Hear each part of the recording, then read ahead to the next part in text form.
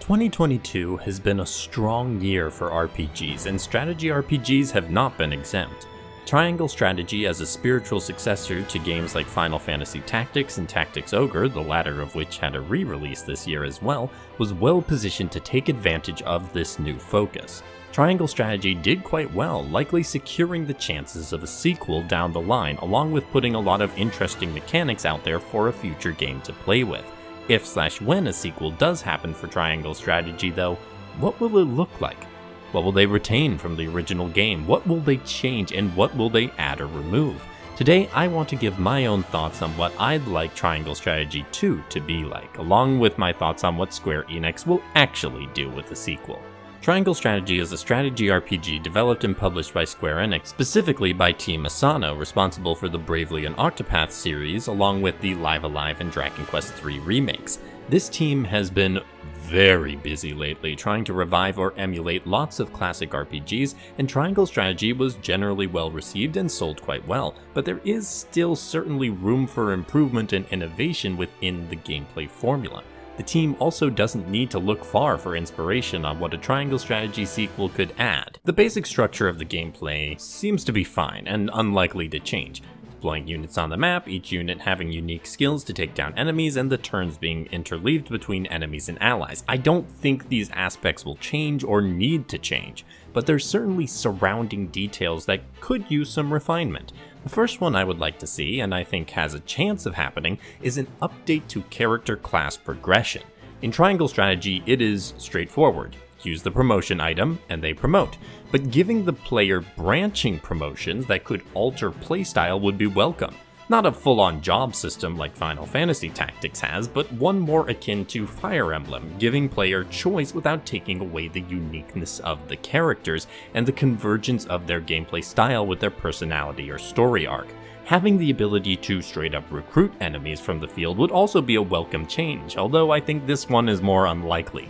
It could work like Tactics Ogre with the Persuade ability linked into the convictions of our main character, and that makes your story choices more interesting and important. Imagine if you could have recruited Avlora from the field instead of her randomly showing up later if you chose a certain story route. The overall battles I don't have many ideas for beyond making Quietus skills contingent on development over the game. You could earn them through performing certain tactics in battle, and it would stack with your playstyle. I just found them rather boring and unremarkable in how we earned them. If it was tied more into how we played, I think it would justify the mechanic more and increase interest, along with rewarding particular playstyles. Otherwise, just simply making sure to have good map variety and design and enemy variety would be great. I enjoyed the gameplay in general, and so progression and tying the system in more to the conviction system are the main ideas I have, but I'm sure the devs will have some surprises for us, and I welcome them. Another thing that I saw brought up that I'd love to see implemented would be additional side content beyond the main story, specifically side battles that give a chance to obtain more experience if desired, but maybe a shorter, less intense experience from the main battles. The game already has side adventures between characters as part of the original game. They could just turn some of those adventures, which in the first game are just text, into side missions as well, akin to Valkyria Chronicles side stories or Fire Emblem's Paralogs.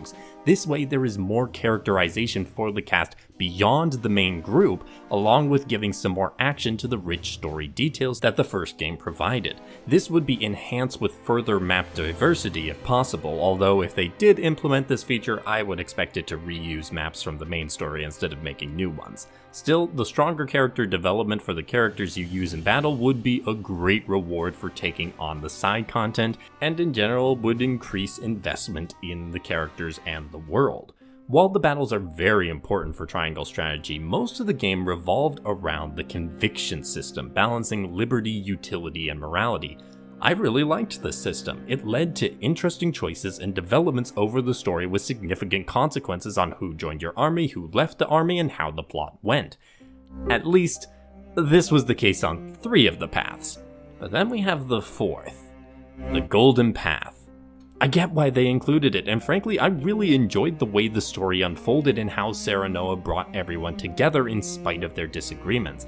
I think though, in order for this system to be memorable and have strong consequences, there can't be an optimal route because it incentivizes players to play in a particular way instead of engaging with the system in a narratively resonant way. This is certainly somewhat of a personal preference, but to use a comparison to another series, I felt Fire Emblem Three Houses handled its route divergence far better than Fire Emblem Fates did, and that came down for me to the lack of a golden route in Three Houses. Sure, including this in Triangle Strategy would inevitably lead to the same arguing you find between Three Houses fans on the best path, but it certainly helped keep the game memorable. Triangle Strategy's system is really good and led to some tough choices, but ultimately I pushed directly for the golden route because it was the golden route, and for no other reason. For players to feel the true weight of their choices, there can't be a correct path, just the one that you've chosen this time. That is perhaps my greatest wish for Triangle Strategy. I wouldn't change the voting, the persuading, I would change the information gathering to something more than just talking to everyone and picking stuff up, but the voting and choices is a fantastic idea and I wish they'd committed to it more. As part of the change to the system of no correct path though, I would increase transparency of what actions give you points in what conviction, not dissimilar to how Triangle Strategy treats it on New Game Plus, but without the specific indication on dialogue. That way, players wouldn't get frustrated trying to navigate down a certain path or get to a certain character. Do I think they're going to do this in a sequel? Absolutely not. I think they will have a golden route and opaque calculations for conviction points, but I can always hope they'll surprise me. Then we have the story itself. Feels kind of strange for me to be talking about the story this late in the video. Now, if I were to hazard a guess, I think a sequel would be set in a different land with similar technology levels, but with some more mystical or magical elements such as non-human creatures and perhaps even allies. Team Asano has shown in the past that they like to do new settings each time. See Octopath Traveler 2 and most of the Bravely Default series. I think that there was a good amount of people asking them for mythical creatures and allies who weren't human, and I think they'd have a lot they could play around with if they added those elements, so that seems likely to me as well. Here though is what I would like to see. I would like to see a sequel set in Centralia, not anywhere near the same time as Serenoa's adventures, but not too far into the future either. The protagonist would be a member of the Rosellan people, because so few games that have persecuted races actually have their main character be a member of that race.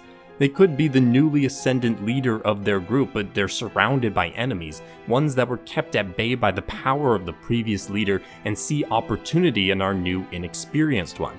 This would be the crux of the conflict that would be resolved using the skills of conviction.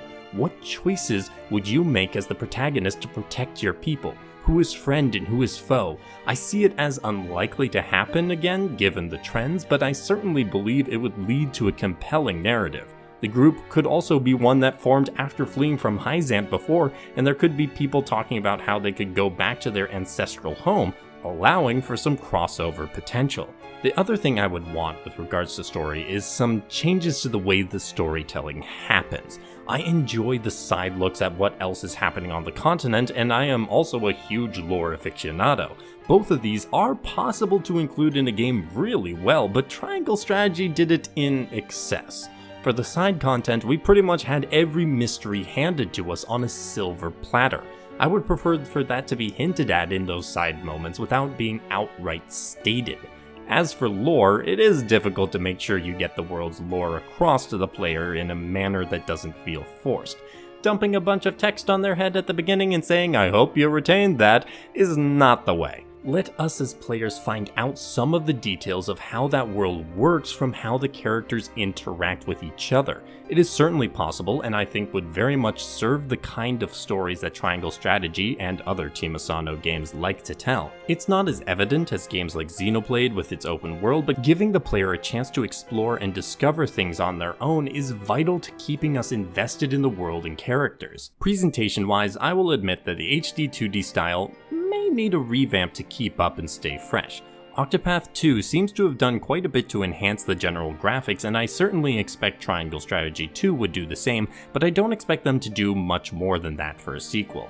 Musically, simply keeping up the good work is important. The music in the first game was quite good, even if the fact that they literally sing triangle strategy just doesn't work for me. Honestly, the game simply needs updates and tweaks in presentation, except in one area, and that is the emotive abilities of the characters. I have been criticizing the voice acting and direction in the HD 2D games for a little while now, and I think I've finally figured out what it really comes down to. The games are asking their actors to do too much because the characters have no expressions or expressive animations to help get across how they are feeling or reacting. Everything is laid at the feet of the actors in a mostly visual medium, so here's what I propose to help everyone out. Emotive character portraits during dialogue. Add those, and I think you'd have far better results for performance, and it would allow more chances for the beautiful character art to be shown. This method is the traditional way to tackle this problem, as seen with Tactics Ogre, Final Fantasy Tactics, Fire Emblem, pretty much every series I've mentioned in this video. It's obviously not a cure-all, but I think it makes greater progress than any other singular move they could make. Finally, they should continue to listen to fans when the demos come out for UI and UX changes. They're very good about that though, so I'm not worried. Now we come to the time when I predict when this theoretical sequel could come out. And thankfully, I have a lot more information to work with than when I made my Octopath 2 prediction.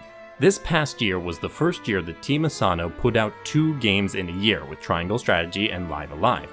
I think that pattern will repeat for 2023 with Octopath Traveler 2 and Dragon Quest III Remake. Articles have indicated the multiple games in a year is the goal moving forward, and at least for 2022 and 2023 they have done 1 new IP and 1 remake. After Octopath is revisited in 2023, then I think it would be time for a new Bravely game in 2024, leaving 2025 as the year that they would return to Triangle Strategy. This is, of course, provided they don't have another new IP they want to start up. That is my prediction then. A 2025 sequel for Triangle Strategy, and I do very much believe that Triangle Strategy will get a sequel. The game has certainly passed 1 million sales at this point, and the strategy RPG genre seems to be having a resurgence. Square Enix certainly wouldn't want to miss out. And they won't. Triangle Strategy has quite a bit going for it with some unique systems and ideas, and for a sequel I'd really love to see them stretch it further and turn the series into its own distinct flavor of the genre. Counterintuitively to me, that does mean embracing some elements from other series to help make the characters and world more distinctive, while leaning in more to the tough choices within the Conviction system. That's just my thoughts on it though. Let me know what you would like to see from a Triangle Strategy sequel, and give your predictions for when that game will come. Leave a like to help spread the good word around, and comments and shares are always appreciated. Subscribe if you haven't already to keep up with the channel and all things HD 2D. I hope to see you all in the next video. Have a great day, and happy gaming.